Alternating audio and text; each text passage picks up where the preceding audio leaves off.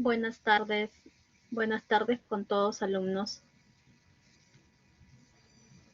Buenas tardes, doctora.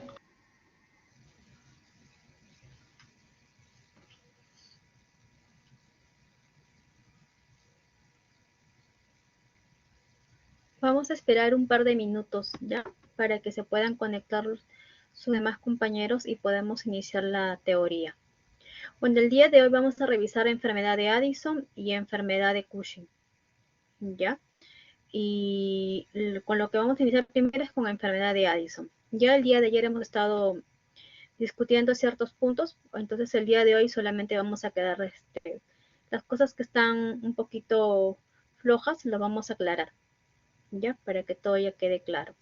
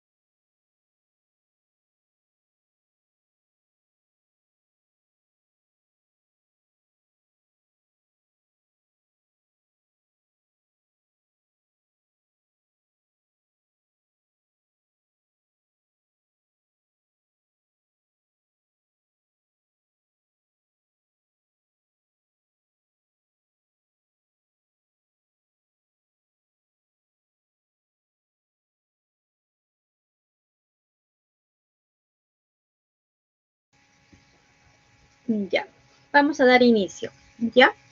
Bueno, como el día de hoy, buenas tardes con todos. Bueno, les saluda la doctora Cruces, soy endocrinóloga del Hospital Hipólito Unanue y en esta oportunidad vamos a discutir sobre el tema de enfermedad de Addison y enfermedad de Cushing, ¿ya?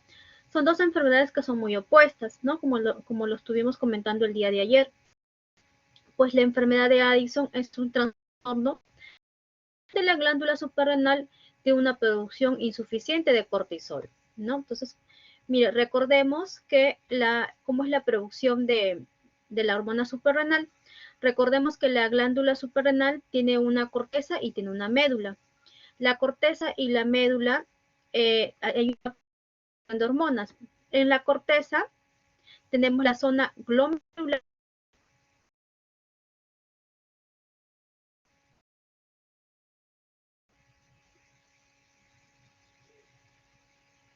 ¿Sí me escuchan? Se le entrecortó un momento, doctora.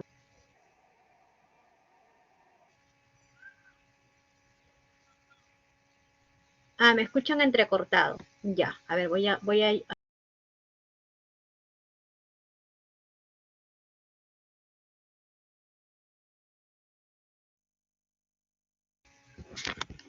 ¿Ahora me logran escuchar?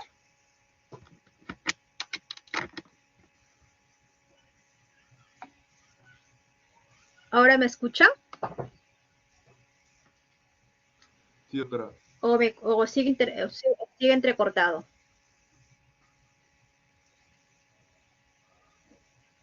¿Sí me escuchan? Sí me escuchan. Sí, Gracias, se le escucha. Nicole. ¿Sí me escuchan? Ya. Entonces, si hay alguna interferencia con el audio o con el internet, me avisan, por favor.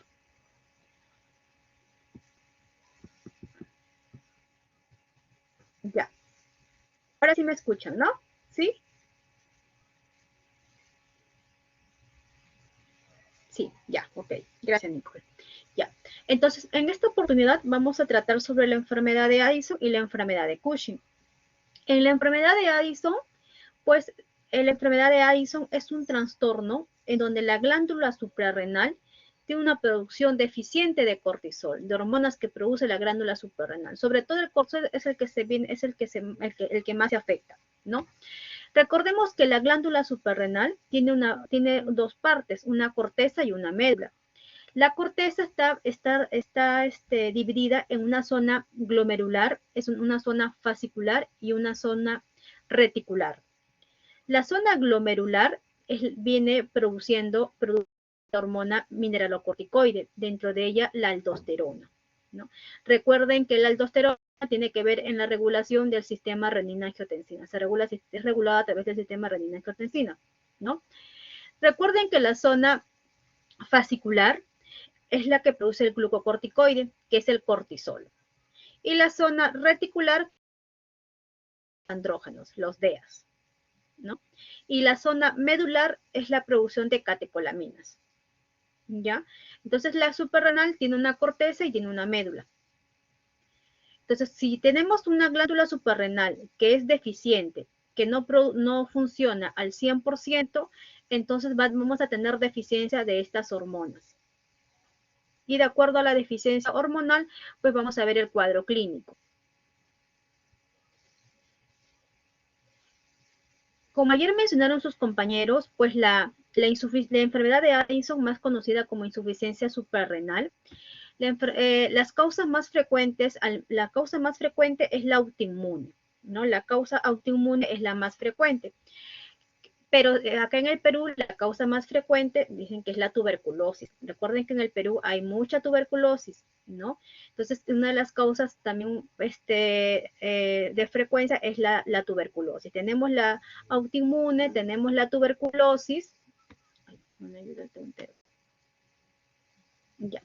Tenemos la autoinmune, tenemos la parte de la causa por TBC, la tuberculosis, es más frecuente en mujeres, es más frecuente en mujeres que en hombres, ¿no? Es más frecuente en mujeres y sobre todo el grupo etario está entre 30 a 40 años, ¿ya? Entonces también dijimos que dentro de una de las causas también tenemos las enfermedades infecciosas, las enfermedades meningocócicas, hemorragias a nivel de la glándula suprarrenal. Entonces, dentro de las causas de enfermedad de Addison tenemos la autoinmune, ¿no? La autoinmune, recuerden que cuando les mencioné que una de las causas que es la autoinmune está asociada también a síndromes poliglandulares. Síndrome poliglandular tipo 1, síndrome poliglandular tipo 2, que lo voy a explicar más adelante. Otras causas de la insuficiencia suprarrenal son las infecciosas. Tenemos la tuberculosis, sífilis, VIH, ¿ya? Otras causas tenemos que la glándula suprarrenal se infarta, se necrosa, hay hemorragias. Otras causas es también por drogas, por fluconazol, ketoconazol, que te puede causar una insuficiencia suprarrenal, y otras causas también es por cáncer, ¿no? Que causa metástasis a nivel de la glándula suprarrenal, pero es bien raro. De entre las causas más frecuentes tenemos la por tuberculosis y la autoinmune, que son las más frecuentes. Como les mencioné, la enfermedad de Addison, la insuficiencia suprarrenal primaria, la lesión es a nivel primario, a nivel periférico, pues está asociada a síndromes poliglandulares, que son enfermedades autoinmunes. Dentro del síndrome poliglandular tipo 1, hay varios componentes. Un componente es la enfermedad de Addison, otro componente es el hipoparatiroidismo, otro componente es la candidiasis mucocutánea. Y este es el componente mayor, el componente principal. Hay componentes menores. Dentro del síndrome poliglandular tipo 2 tenemos la enfermedad de Addison, enfermedades tiroideas autoinmunes y diabetes mellitus autoinmune, la tipo 1. Entonces, cuando nosotros tenemos un paciente que diagnosticamos enfermedad de Addison, entonces también tenemos que no solamente nos quedemos con tener el cortisol, con hacer el diagnóstico de enfermedad de Addison, sino buscar otras patologías asociadas a la enfermedad de Addison. Entonces tenemos, como acá dice, un hipoparatiroidismo, pues tenemos que pedirle al paciente un calcio, una PTH, un calcio en orina de 24 horas. Hay que hacerle mayores estudios. Una candidiasis mucocutánea, examinar al paciente que puede tener cándida. Hay que pedirle exámenes hormonales de tiroides, descartar de que el paciente no tenga hipotiroidismo, hipertiroidismo, descartar de que el paciente no tenga diabetes. Entonces, siempre cuando tengo una enfermedad autoinmune, está asociada a otras enfermedades autoinmunes. Entonces, tengo que descartar también otras patologías, ¿ya? Ahora, las manifestaciones clínicas pues va a depender de acuerdo a la velocidad y al grado de pérdida de la función suprarrenal. Hay pacientes que hay pacientes que el inicio de la enfermedad es brusco, como hay pacientes que el inicio de la enfermedad es de una forma gradual, ¿no? Y pasa desapercibido.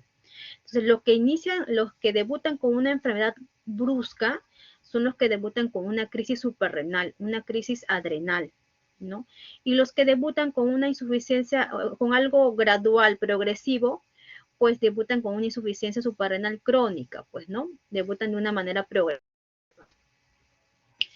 Ahora, los síntomas van a variar, los signos y síntomas van a variar de acuerdo a qué deficiencia hormonal tiene el paciente.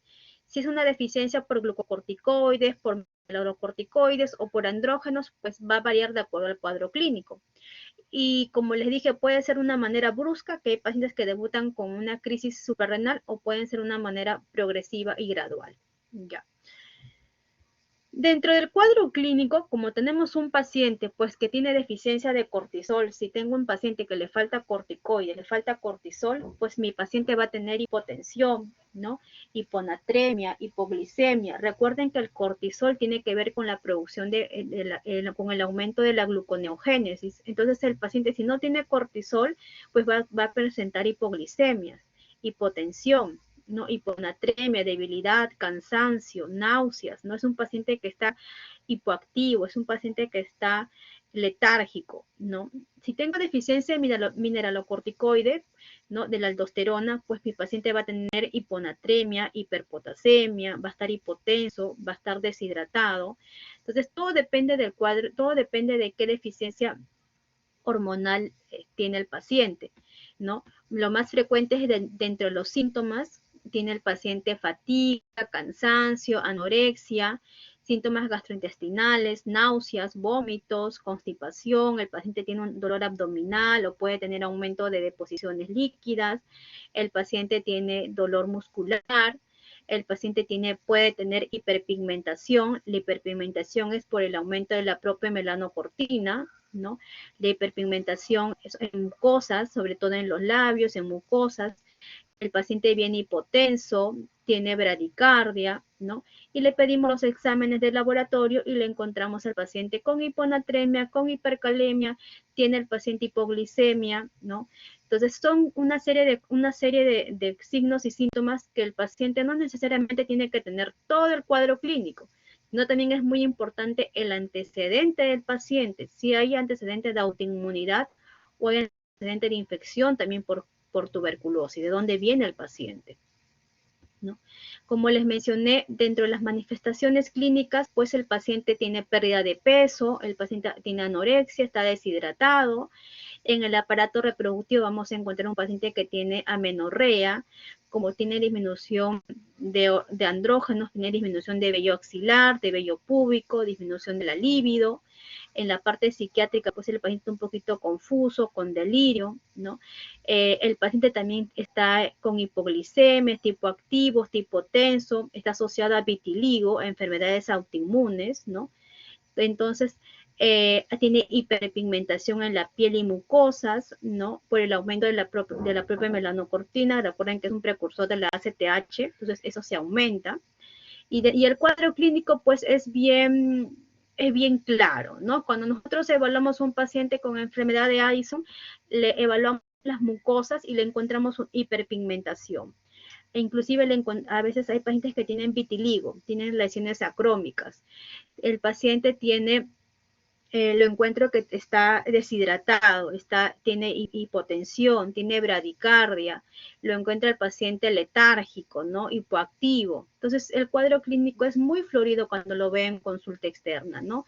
Le pido los exámenes de laboratorio y le encuentro pues con hiponatremia, le encuentro con hipercalemia, hipoglicémico.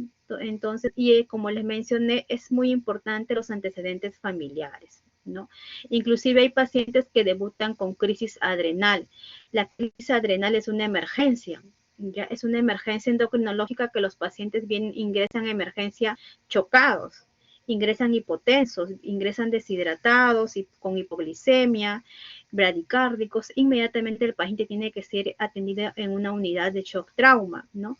Se les pide los exámenes, pero inmediatamente uno ya al evaluarlo más o menos puede tener un diagnóstico presuntivo y ya puede actuar rápidamente, ¿no? Si yo le encuentro un paciente que está chocado, está hipotenso, está bradicárdico, y le encuentro que tiene vitiligo, le encuentro hiperpigmentación en las mucosas, pues probablemente me voy a inclinar para una insuficiencia suprarrenal, ¿no? Probablemente el paciente está pasando por una crisis adrenal.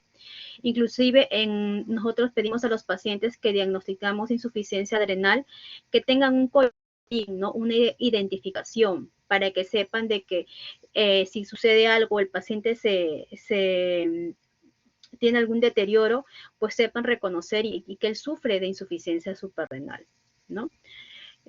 ¿Cómo hago el diagnóstico? El diagnóstico lo realizo, entonces ya tengo las causas autoinmunes, las causas infecciosas, tuberculosis son las más frecuentes en Perú, la causa autoinmune y la causa infecciosa, tengo el cuadro clínico, ¿no? Y tengo, ¿cómo hago mi diagnóstico? El diagnóstico es, pues, para pensar en una insuficiencia suprarrenal primaria, mi diagnóstico es, tengo que pedir mi cortisol plasmático, ¿no? Mi cortisol plasmático, si lo encuentro de 3 o menos de 5, ya me confirma el diagnóstico de insuficiencia suprarrenal. Entonces, menos de 3, menos de 5, ya no hay duda de mi diagnóstico, ¿no? Y tengo una ACTH elevada, pues mi origen es primario, ¿no? Entonces, aquí el tratamiento es darle corticoides. Si tengo una cortisol por encima de 18 picogramos por decilitro, pues me excluye el diagnóstico. No es insuficiencia suprarrenal y tengo que buscar otras causas. Otras causas pueden ser que mi paciente tenga hipotiroidismo. Tengo que hacer un diagnóstico diferencial, ¿no? Un diagnóstico diferencial con hipotiroidismo. El paciente con hipotiroidismo también es un paciente que está hipoactivo, tiene la piel seca, hace hipotensión, bradicárdico, o sea, tengo que buscar otra causa, ¿no? Si yo tengo un cortisol sérico, un cortisol sérico basal a las 8 de la mañana por encima de 18, pues me excluye el diagnóstico de insuficiencia suprarrenal. En cambio, si tengo un cortisol entre 3 y 18, 5 y 18, estoy en ese rango que es o no es, pues ya tengo que hacer unas pruebas dinámicas, ¿no? Unas pruebas funcionales. Dentro de las pruebas dinámicas, tenemos la prueba, el test de hipoglicemia insulínica, y tenemos la prueba de estimulación con ACTH, de estimulación con corticotropina. Entonces, si yo le doy corticotropina, mido el cortisol sérico, y tengo de 18 a 20, el nivel de cortisol hace un pico, pues me indica una insuficiencia suprarrenal, ¿no? Pero si yo tengo un cortisol sérico, como les digo, un cortisoles séricos menos de 3 o menos de 5, ya me confirman el diagnóstico de insuficiencia suprarrenal de enfermedad de Addison. Otro test que es importante es el test de hipoglicemia insulínica. Este test sobre todo lo hacemos a nivel hospitalario, ¿no? Hospitalizamos al paciente y le hacemos el test. Consiste en yo administrarle al paciente insulina endovenoso y tengo que inducirlo a la hipoglicemia. Si yo lo induzco a la hipoglicemia, ¿qué es lo fisiológico que debe suceder? Yo le induzco a la hipoglicemia, ¿qué es lo normal que debe suceder con mi cortisol? ¿Debe subir o debe bajar? Aumenta, ¿sí o no? Lo normal es que sube. Entonces, la hipoglicemia hace que mi cortisol se eleve, es mi mecanismo de defensa. Pero si yo no tengo cortisol y lo induzco a hipoglicemia, pues voy a tener un cortisol bajo. Entonces, es otro test que me ayuda a confirmar el diagnóstico. Este test hay que tener mucho cuidado, ¿no? Porque en hipoglicemia mi paciente puede convulsionar, pueden tener muchos efectos adversos. Entonces, yo cuando hago el test de hipoglicemia, por eso se realiza de manera hospitalaria, lo realizo hospitalizado a mi paciente, y cuando yo hago el test de hipoglicemia, tengo listo mi dextrosa, todo, porque cuando el paciente está en hipoglicemia, inmediatamente le tomo la muestra para dosarle cortisol, y inmediatamente ya en la otra vía ya le estoy administrando la dextrosa, ¿no? Pero ya le estoy, no lo voy a dejar con hipoglicemia a mi paciente, pues, ¿no? Entonces, es otro test que también nos ayuda a hacer el diagnóstico. Ya. Ahora, ¿cuál es el tratamiento? Pues si me falta cortisol, si me falta corticoides, tengo que darle corticoides. Entonces, tengo que hacer un reemplazo de glucocorticoides. Dentro del reemplazo de glucocorticoides tenemos la hidrocortisona. Entonces, le doy hidrocortisona, que es el corticoide más fisiológico y es el que me simula el ritmo circadiano, Entonces, le doy hidrocortisona dentro de 15 y 25 miligramos al día vía oral, ¿no? Dividido en la mañana y en la tarde, más o menos para simular el ritmo circadiano. Le doy a las 8 de la mañana y a las 4 de la tarde. Entonces, le doy la hidrocortisona. Si no tengo hidrocortisona, le doy prednisona. Entonces, todo depende del corticoide que encuentre, ¿no? Cada corticoide más o menos tiene una equivalencia. Más o menos prednisona con hidrocortisona va de 1 a 3, no, de 1 a 4, es el rango. Ahora, si le reemplazo un glucocorticoide, si le falta corticoide, le reemplazo mineralocorticoide, le doy fludrocortisona, ¿no? Entonces, es de acuerdo a la hormona que le falta al paciente. Pero la mayoría de los pacientes se controlan bien con los corticoides. La fludrocortisona también es bien difícil de poder adquirirlo, ¿ya? La mayoría se controla muy bien con los glucocorticoides. Y tengo que educar al paciente, decirle que al paciente cuando curse por procesos infecciosos o cuando tiene cirugías menores, algún estrés que va a ocurrir el paciente, que va a pasar el paciente por algún estrés, por algún proceso infeccioso, el paciente tiene que duplicar la dosis. Ya si él tomaba hidrocortisona de 15, pues me toma de 30 miligramos el tiempo que dure su proceso infeccioso o el tiempo que dure su estrés, ¿no? Si va a operarse o algo, ¿no? Entonces, esa es la educación que le tengo que brindar al paciente. Aparte, le digo al paciente también que debe tener un collarín, una identificación que sufre de enfermedad de Addison, que tiene insuficiencia suprarrenal, para que si el paciente se desorienta o sucede algún inconveniente, ya puedan identificarlo.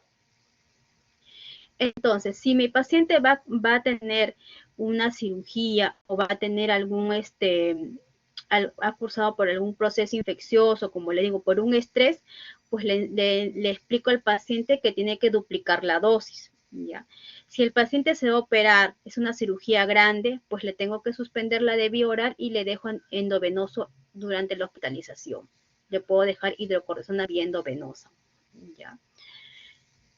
Otra cosa que es importante es la crisis adrenal, ¿no? La crisis suprarrenal, ¿no? Que es muy frecuente, no es muy frecuente en la emergencia, no son casos raros que suceden, pero sí he visto. Entonces, lo más importante en la crisis adrenal es colocarle al paciente, recuerden que es un paciente que viene deshidratado, es un paciente que viene chocado, entonces lo más importante es colocarle una buena vía periférica, hidratarlo con dextrosa, el paciente viene hipotenso, le voy a poner dextrosa, inmediatamente le voy a colocar corticoide endovenoso, hidrocortisona, ¿no? Le repongo los electrolitos y el paciente inmediatamente el paciente se siente mucho mejor, ¿no? Porque es la hormona que le falta, pues, ¿no? Y el paciente se siente mucho mejor y se ve que tiene una evolución favorable. Y posteriormente, cuando yo lo voy a estabilizar a mi paciente, le dejo, pues, la hidrocortisona vía oral, ¿no? Y si no hay hidrocortisona, le dejo prednisona. ¿Ya? Pero lo más importante en una crisis adrenal es hidratar a mi paciente, colocarle destroza, colocarle hidrocortisona, el electrolito, ¿no? Y manejar qué es lo que pasó, por qué hizo la crisis adrenal, ¿no? Muchos pacientes con insuficiencia suprarrenal primaria realizan crisis adrenal, ¿por qué? Porque han cursado por algún proceso infeccioso y no han duplicado la dosis y el paciente se complica con una crisis adrenal, ¿no? Y tenemos que tratar la causa de base, ¿no? ¿Cuál ha sido el proceso infeccioso que lo ha descompensado a mi paciente, ¿no? ¿Alguna duda hasta ahora?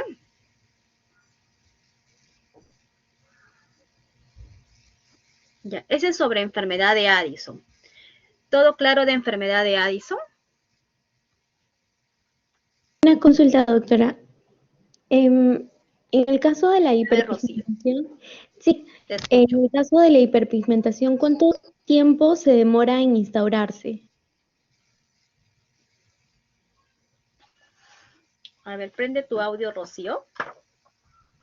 Sí, doctora. ¿Me escucha?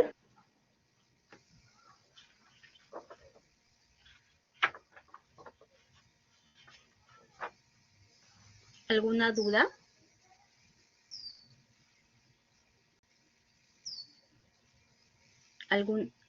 No, no te escucho, Rocío.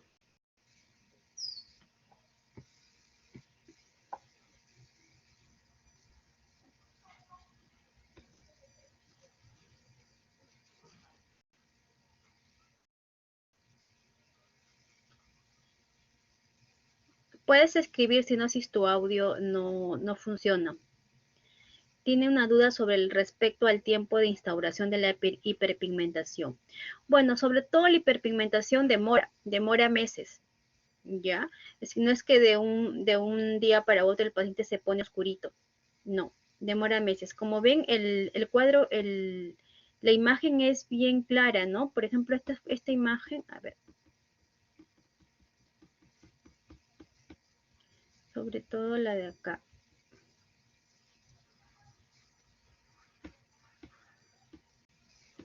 Este es un paciente. Entonces, es bien clara la imagen. La hiperpigmentación no es de una forma progresiva, no es una aparición brusca.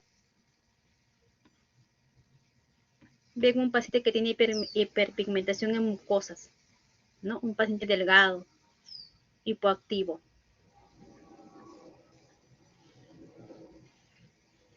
¿Alguna duda de enfermedad de Addison?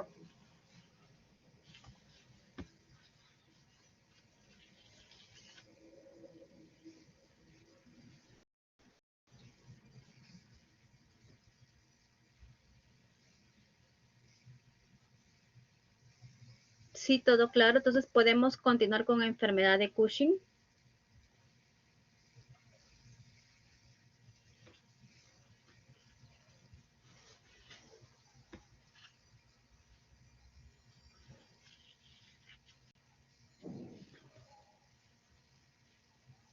Gracias.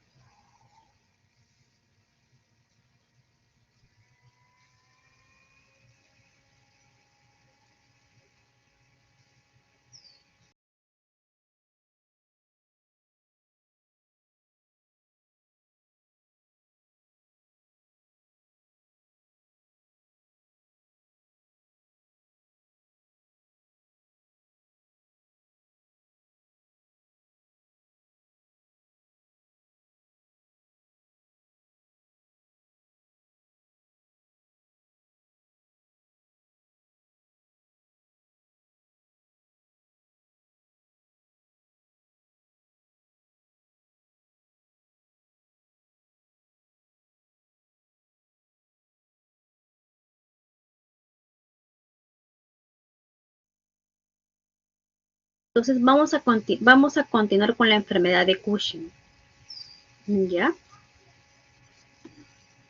Sí me logran escuchar, ¿no?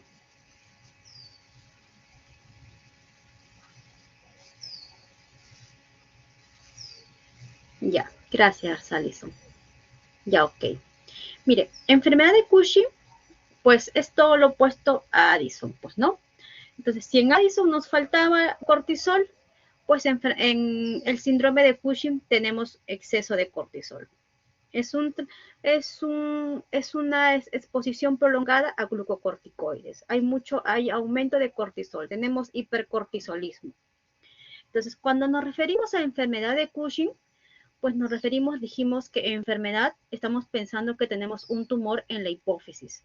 Es un tumor productor de ACTH, ¿no?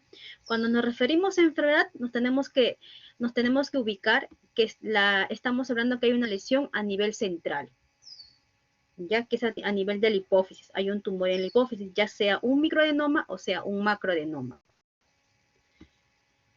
Ahora, cuando nosotros tenemos el síndrome de Cushing, cuando ustedes escuchen síndrome de Cushing, pues quiere referirse a un trastorno que involucra signos y síntomas. ¿Ya? Signos y síntomas que reflejan la exposición prolongada a glucocorticoides. Existe un hipercortisolismo. Este hipercortisolismo, ¿no?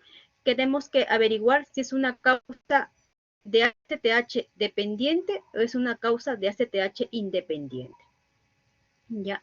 Entonces, en el síndrome de Cushing, tengo la enfermedad de Cushing, tengo el ACTH dependiente o tengo también por un tumor ectópico, ¿no? Entonces, como mencionamos, ¿en quiénes buscamos el síndrome de Cushing? El síndrome de Cushing vamos a buscarlo sobre todo en pacientes que tienen hallazgos inusuales, ¿no? Que cursan personas jóvenes con obesidad, hipertensión, son personas obesas que tienen plétora facial, tienen fragilidad capilar, tienen miopatía proximal, tienen estrellas rojo-violáceas, estrellas rojo-violáceas por encima de 1 centímetro. El paciente puede tener hipertensión de origen joven, ¿no? Es joven, el paciente cursa con hipertensión, es gordito, tiene plétora facial. Entonces, esos signos y síntomas, pues me ayudan a buscar en ese paciente un síndrome de Cushing. Ya, si yo encuentro una persona joven, obesa, que es hipertenso y tiene plétora facial, pues puede ser que la hipertensión no sea por una hipertensión primaria esencial, sino la hipertensión sea secundaria. Puede ser secundaria a una enfermedad de Cushing o un síndrome de Cushing. Entonces, son estos cuadros en quienes debo buscar el síndrome de Cushing. En pacientes jóvenes que tengan osteoporosis, hipertensión en pacientes jóvenes, en pacientes que son obesos, tienen plétora facial, tienen estrellas rojo-violáceas, tienen almohadillas supraclaviculares, tienen una obesidad centrípeta, abdominio central, en abdomen, en cuello, en tronco. Entonces, todos esos signos y síntomas pues suman y me van a ayudar a investigar el síndrome de Cushing, que el paciente probablemente tiene un síndrome de Cushing. Ahora, el síndrome de Cushing, como les dije, es la manifestación, es el cuadro clínico, son los signos y síntomas a una exposición prolongada de corticoides, de glucocorticoides. En cambio, la enfermedad de Cushing es un tumor que tengo en la hipófisis que secreta ACTH, y esta producción de ACTH es a nivel central, es a nivel del tumor hipofisiario. ¿Ya? Como les mencionaba, etiología del Cushing puede ser en el síndrome de Cushing, puede ser enfermedad. Enfermedad quiere decir que tengo un tumor en la hipófisis. Este tumor en la hipófisis hace que aumente el ACTH. El aumento de ACTH actúa a nivel de la glándula suprarrenal y eleva la producción de cortisol. ¿Ya? Entonces, enfermedad, la lesión está a nivel central, ¿ya? A nivel del hipófisis. Cuando pienso que es algo periférico, que la lesión está a nivel suprarrenal, entonces ya la lesión está a nivel periférica, a nivel suprarrenal, ¿no? Cuando pienso que es una ACTH ectópica, entonces probablemente es un ACTH dependiente y la lesión está pues a nivel, puede ser por un cáncer de pulmón, que es lo que secreta ACTH. Ya. Cuando yo confirmo mi hipercortisolismo, tengo que buscar si esta causa del síndrome de Cushing, si este síndrome de Cushing es ACTH dependiente o es ACTH independiente. ¿Cómo lo voy a diferenciar? Midiendo la ACTH. ¿Cuándo pienso que es un ACTH dependiente? Cuando tengo un ACTH por encima de 20 microgramos. Entonces, cuando tengo un ACTH dependiente, entonces estoy pensando en una enfermedad de Cushing, que es nuestro tema a tratar, que probablemente la lesión está a nivel de la hipófisis. Otra causa de ACTH dependiente, tengo un síndrome de ACTH ectópico. ¿Qué quiere decir un síndrome de ACTH ectópico? Quiere decir que hay una producción ectópica de ACTH, que lo más frecuente es a nivel pulmonar. Dentro de ellas es el cáncer de pulmón de células pequeñas. Este cáncer de pulmón de células pequeñas produce ACTH. Y probablemente el paciente me puede hacer un síndrome de Cushing, pero es un síndrome de Cushing ACTH dependiente, no es un productor de ACTH ectópica. Otras causas de ACTH dependiente puede ser un macronodular, que es a nivel de una hiperplasia de las glándulas adrenales. Ahora, si mi ACTH me sale disminuida, menos de 5, es un ACTH independiente. Un ACTH independiente quiere decir que la lesión está a nivel periférico. La lesión está a nivel de la glándula suprarrenal. Entonces tengo que evocarme que puede ser un carcinoma adrenal, puede ser una hiperplasia adrenal, puede ser o puede ser también por tomar glucocorticoides de manera exógena, el uso indebido de glucocorticoides. Entonces tengo una ACTH dependiente y una ACTH independiente. Otras causas de hipercortisolismo, tengo el alcoholismo, la depresión, la obesidad. Recuerden que el paciente obeso también produce mayor cortisol, es otra causa de hipercortisolismo. Como les mencioné, ¿no? Entonces yo tengo que saber si es que cuando yo ya concluyo en el diagnóstico de hipercortisolismo, entonces tengo que saber si es ACTH dependiente o ACTH independiente. Si me sale la ACTH por encima de 20, por encima de 10, refieren algunas literaturas, pues tengo dos opciones, ¿no? Tengo dos opciones que puede ser de origen hipofisiario, o sea, una enfermedad de Cushing, o puede ser de origen ectópico, que quiere decir que a nivel pulmonar está produciendo ACTH. O sea, tengo dos opciones cuando tengo una ACTH dependiente, una ACTH elevada. Entonces, ahorita lo que nos vamos a evocar ahorita nosotros es en la enfermedad de Cushing de origen hipofisiario. Y si es una ACTH independiente, pues la lesión está a nivel de la glándula suprarrenal. Puede ser un carcinoma, ¿no? Entonces ya la lesión es a nivel suprarrenal. Ahora, si estamos pensando en una enfermedad de Cushing, quiere decir que tenemos un tumor en la hipófisis, ya sea microadenoma o macroadenoma. Dijimos que microadenoma es un tumor menos de 10 milímetros y macroadenoma es un tumor más de 10 milímetros, el tamaño, ¿ya? Lo más frecuente es que sea un microadenoma, ¿ya? Es más frecuente el microadenoma, es más frecuente en mujeres de edad joven, de 25 a 45 años, ¿no?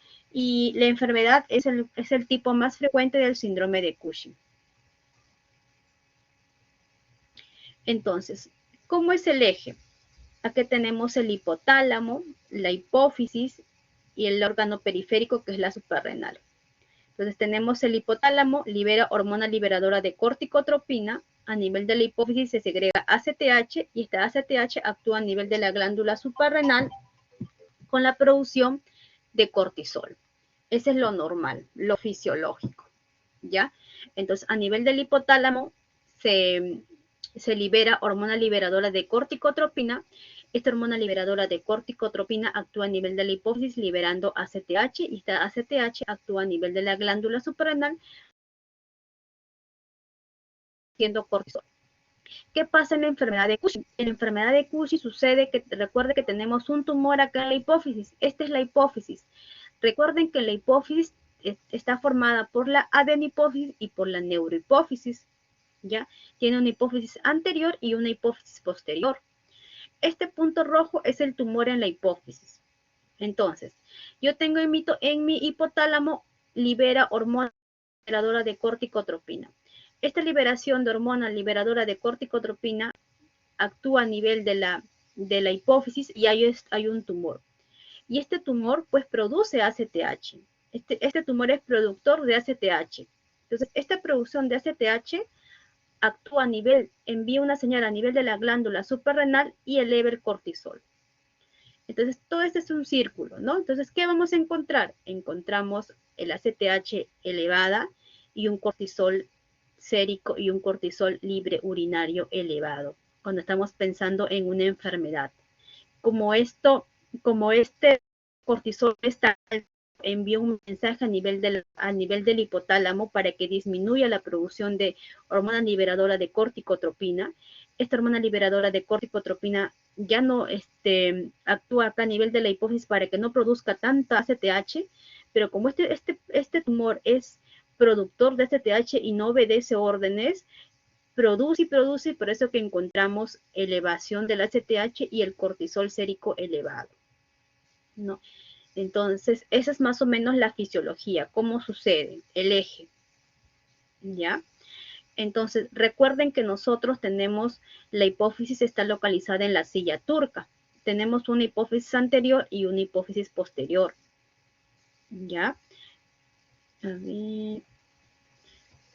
Acá está la hipófisis. Ya tenemos una hipófisis anterior, una hipófisis posterior, y está localizada a nivel de la silla turca, ¿no? El hipotálamo, la hipófisis anterior y la hipófisis posterior.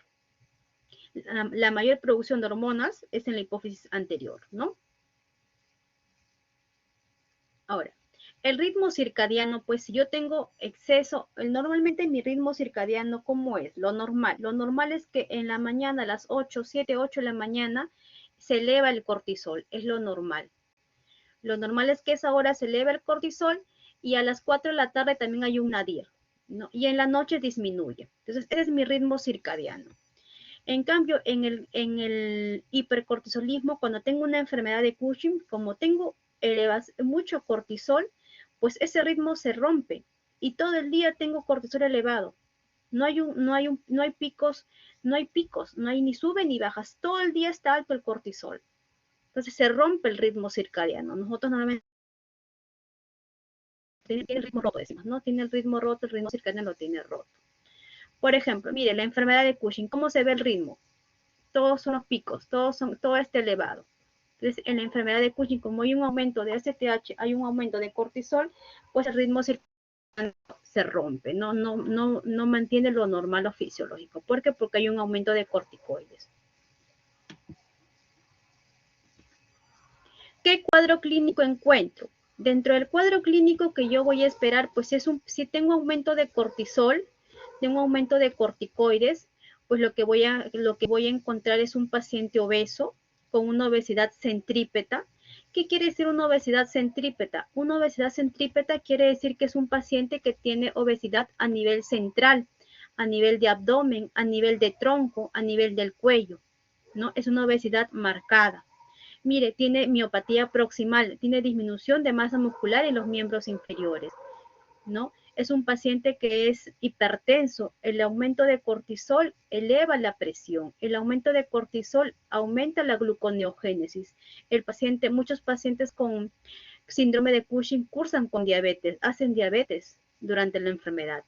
Es un paciente que tiene aumento de almohadillas supraclaviculares. Quiere decir que tiene un aumento de grasita a nivel supraclavicular y tiene el cuello de búfalo, ¿no? Tiene una almohadilla a nivel cervical posterior.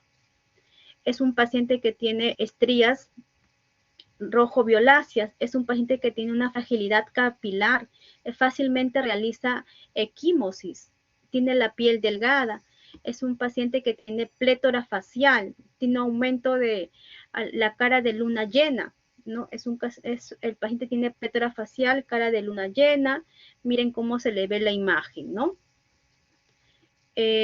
Acá vemos lo del búfalo, el cuello de búfalo, ¿no? Es el aumento de grasita a nivel cervical posterior.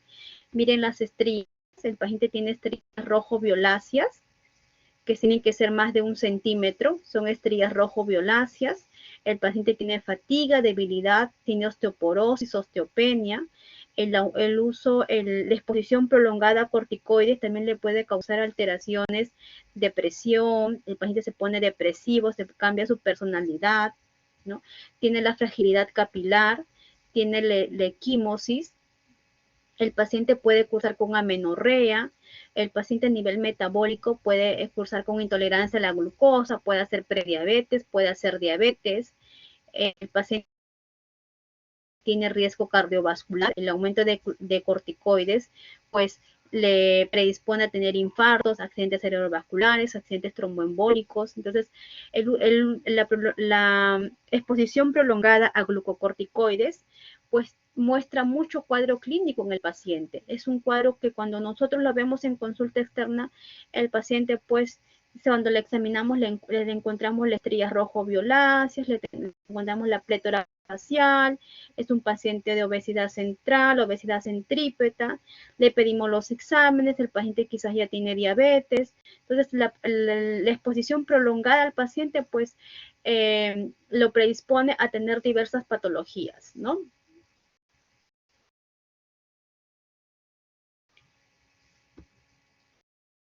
Ahora, ¿cómo El hipercortisolismo confirmo midiéndole el CLU, midiéndole el cortisol libre urinario en 24 horas. Le pido al paciente que recolecte la orina en 24 horas. Lo normal del cortisol libre urinario, lo normal es más o menos 80 o 90. Entonces, cuando yo pienso en un hipercortisolismo, debe estar elevado por encima de 3 a 4 veces de lo normal. Entonces, algunas literaturas mencionan que debe tener por encima de 250, ¿no? Del cortisol libre urinario. Otra prueba que me ayuda para hacer screening de síndrome de Cushing es el DEXA-1. Yo le doy en la noche dexametasona 1 miligramo a las 11 de la noche. Lo normal o fisiológico es que lo suprima. Pero en este paciente, como tiene un tumor en la hipófisis que no obedece, no obedece, tenemos un cortisol elevado, un cortisol sérico elevado. Ya.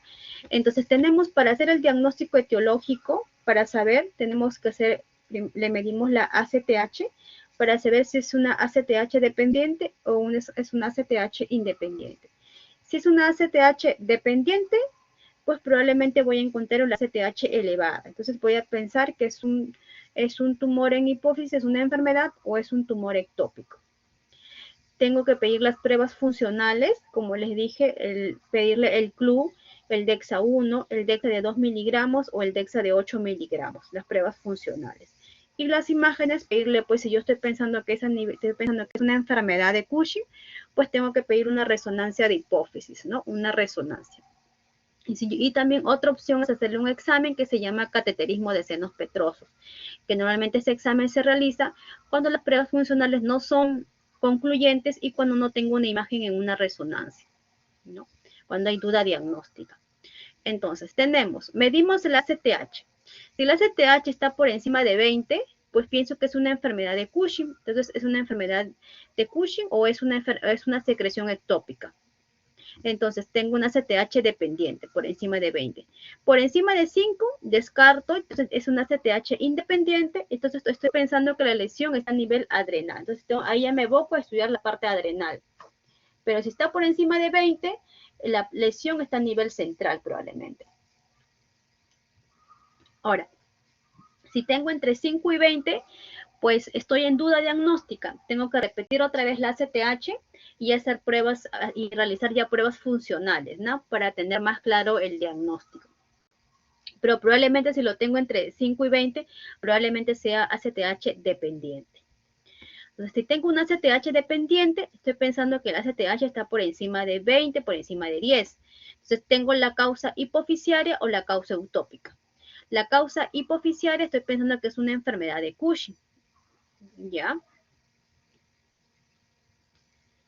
Ahora, entonces, ¿cómo hago mi evaluación inicial? Como les mencioné, le mido el cortisol libre urinario. El cortisol libre urinario debe estar 3 veces por encima del valor normal. Entonces, necesito 2 muestras para yo confirmar el hipercortisolismo. Entonces, 2 muestras de cortisol libre urinario. 2 muestras. Este cortisol libre urinario, ¿cómo lo hago?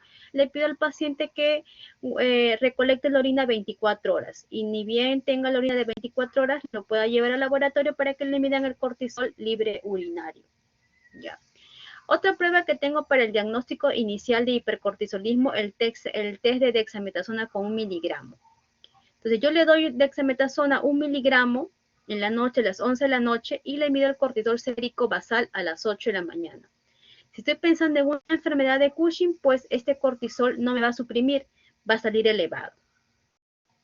Ahora, tengo otro test, el test de supresión de 2 miligramos. Entonces, lo mismo, le doy 2 miligramos en la noche, ¿no? Otra opción es que le dé 0.5 miligramos por 2 días y le mido el cortisol a las 8 de la mañana al día siguiente, pues igual no me suprime, ¿no? Entonces, estoy pensando que es una enfermedad. Entonces, tengo acá 2 opciones. Entonces, con estos exámenes, yo confirmo el hipercortisolismo. Entonces, con esto yo ya tengo un hipercortisolismo, sé que tengo elevación de cortisol, pido mi ACTH, con mi ACTH veo a dónde me voy, si la lesión es a nivel central o es a nivel periférico.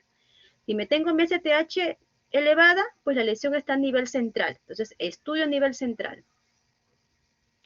Este es algo muy similar. El screening hago con el club, con el DEXA 1, con el DEXA 2, ¿no? Si el cortisol me sale bajito, pues descarto. Si mi cortisol disminuye, sale bajo, no, se me suprime, pues no es un hipercortisolismo, ¿no? Si no me suprime, si sale alto, sí, pues es un hipercortisolismo. Ahora, entonces tengo la ACTH elevada, probablemente es central o es ectópico. Si tengo una ACTH suprimida, probablemente la lesión está a nivel periférica, a nivel de la glándula suprarrenal. Ahora, el diagnóstico, como les mencioné, tengo un cortisol libre urinario, le pido al paciente que recolecte la orina las 24 horas, necesito 2 recolecciones mínimas y si están por encima de 4 veces del nivel normal, pues el paciente cursa con hipercortisolismo. Otra prueba para diagnosticar hipercortisolismo es la prueba de dexametasona con 1 miligramo. Cuando yo le doy dexametasona 1 miligramo en la noche, a las 11 de la noche le doy dexametasona 1 miligramo a las 11 de la noche, al día siguiente le envío el cortisol plasmático a las 8 de la mañana. Si me sale bajito, si me suprimió, excluyo el diagnóstico, ¿no? Pero si me sale alto, pues me confirma el diagnóstico de síndrome de Cushing. Entonces, con estas pruebas, yo tengo el síndrome de Cushing, confirmo el hipercortisolismo. Ahora, ¿cómo yo diferencio si es enfermedad o es por un tumor ectópico? Entonces, yo eso lo confirmo con el DEXA 8, con el test de supresión con altas dosis de dexametasona. Yo le doy 8 miligramos de dexametasona a las 11 de la noche. Si yo tengo una supresión de cortisol, si suprime el cortisol, ¿me escuchan? Sí, doctora, sí se lo Doctora, escucha. ¿sí se le escucha? Sí, ¿no? Ah, ya, pensé que no me escuchaban. No me escuchaba. Ok. Entonces le doy el DEXA de 8 miligramos, ¿no? Le doy dexametasona de 8 miligramos, que es la dosis alta de dexametasona, el test de supresión con dosis altas. Le doy dexametasona de 8 miligramos a las 11 de la noche y le tomo un cortisol sérico. Y si veo que cortisol, hay una supresión de cortisol o tengo un cortisol menos de 5, una menor cortisol, entonces menor producción de cortisol, pienso que es una secreción ectópica de ACTH, ¿no? A menor supresión. Entonces, yo más o menos con el test de 8 miligramos, yo me puedo diferenciar si es de origen hipoficiario o si es de origen ectópico, ¿ya? Entonces, para yo diferenciar la enfermedad de lo ectópico, lo realizo con el test de 8 miligramos, el test de dexametasona de 8 miligramos. ¿Ya? Entonces, las pruebas dinámicas son un poquito tediosas, ¿ya? Son un poquito tediosas, es un poquito más, es lo más denso de endocrino, ¿no? Las pruebas dinámicas, pero no, conforme nosotros vamos haciendo mucho más pruebas, vemos más pacientes, como que ya esas pruebas se quedan un poquito más fijas, ya, pero no tengan, es un poquito denso esto de las pruebas dinámicas. Normalmente estas pruebas dinámicas nosotros lo hacemos de manera hospitalaria. Hospitalizamos al paciente para verificar que el paciente esté tomando el corticoide, nosotros mismos le tomamos la muestra, hacemos todo el test de manera hospitalaria. Sobre todo el test de 8 miligramos, ¿no? Hay que tener mucho cuidado porque tenemos que estar seguros que el paciente haya tomado la medicación a la hora exacta para poder hacerle la medición del cortisol sérico. Recuerden que cuando yo le hago el DEXA de 8 miligramos, si yo tengo un cortisol menos de 5, pues es enfermedad, ¿no? Si es enfermedad, hay un cortisol menos de 5. Si no me suprime, si está alto, pues probablemente ese es un tumor ectópico, ¿no? Ahora, entonces ya. Entonces tengo mi DEXA 8 y me salió menos de 5. Entonces menos de 5 me concluye que es enfermedad. Me salió 3 ya. Entonces es enfermedad de Cushing. Entonces probablemente el tumor está a nivel central. ¿Qué tengo que hacer? Pues le pido una resonancia de hipófisis. ¿Ya? Le pido una resonancia de hipófisis con contraste para saber que la lesión está a nivel de la hipófisis. Y de acuerdo a la resonancia, pues me van a brindar la información si es un microadenoma o macroadenoma. Ahora, ¿cuándo hago un cateterismo? Un cateterismo es un examen invasivo. El cateterismo de senos petrosos es un examen que se realiza hospitalizado el paciente por un equipo multidisciplinario. Lo realiza el médico radiólogo especialista en intervencionismo. ¿Por qué les digo un equipo multidisciplinario? Eso lo realizan el radiólogo, el endocrinólogo, ¿no? Tenemos el de laboratorio. ¿Por qué? Porque al paciente le van a poner unos catéteres por el seno petroso, ¿no? Van a indicar y vamos a tomar unas muestras. ¿Cuándo indicamos este examen invasivo? Este examen invasivo se indica cuando estoy pensando que es una enfermedad de Cushing, pero en mi resonancia no sale nada, no hay ningún tumor. Entonces hay una duda diagnóstica. Entonces en esos casos le pido un cateterismo. O cuando tengo un tumor y que es bien chiquitito, es menos de 6 milímetros, entonces le pido un cateterismo. Con el cateterismo yo voy a medir cortisol, voy a medir ACTH, hay una fórmula para poder sacar si es que hay o no hay tumor, para dónde la gradiente para dónde se inclina. Y de acuerdo a eso, con el neurocirujano, el que opera el paciente es el neurocirujano. Entonces, el tratamiento de elección para una enfermedad de Cushing es la cirugía transesfenoidal, que es una cirugía que lo realizan por la nariz y el neurocirujano saca el tumor de la hipófisis, ¿no? Ya, entonces tenemos enfermedad de Cushing. En enfermedad de Cushing tenemos el tratamiento de elección, es una cirugía transesfenoidal, que es la resección del tumor, de la hipófisis por vía nasal. Otro tratamiento es, pongámonos que el tumor es grande, no es un macroadenoma, es de difícil acceso, no puede llegar el neurocirujano. Otra opción es darle radioterapia o tratamiento médico al paciente, ¿no? Pero el tratamiento de elección para enfermedad de Cushing es la cirugía transesfenoidal.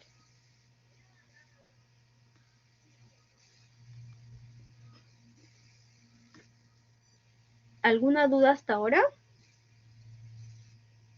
Es un poquito denso, un poquito tedioso lo de los test, ya sí es un poquito, lo de los test es un poquito denso, pero sobre todo a mí me interesa que ustedes identifiquen a un paciente con síndrome de Cushing. Un paciente con síndrome de Cushing, que lo identifiquen, ¿no? Que no es normal que un paciente tenga una obesidad central, tenga pétora facial, tenga equimosis, tenga fragilidad capilar. Entonces, ese paciente probablemente tiene una endocrinopatía, ¿no? Entonces, tengo un síndrome de Cushing, tengo cuadro clínico, tengo que saber si es ACTH dependiente, si es ACTH independiente. Confirmo mi hipercortisolismo, le pido un cortisol libre urinario al paciente, le hago un DEXA 1. Entonces, con eso ya yo más o menos me conformo con que ustedes sepan reconocer un síndrome de Cushing y qué es lo que deben hacer, ¿no? Y qué cuadro clínico debe tener el paciente. Lo de los test ya es para la especialidad, es un poquito más tedioso. Como les digo, los test sobre todo se realizan a nivel hospitalario.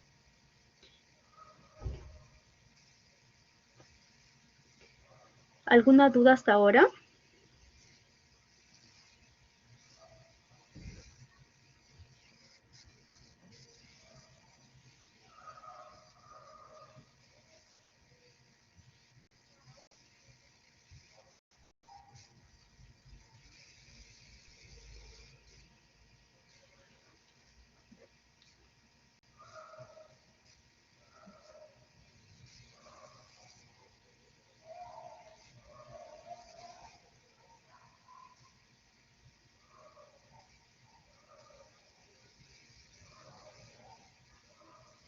Sí, todo claro. Ya quedó un poquito más claro.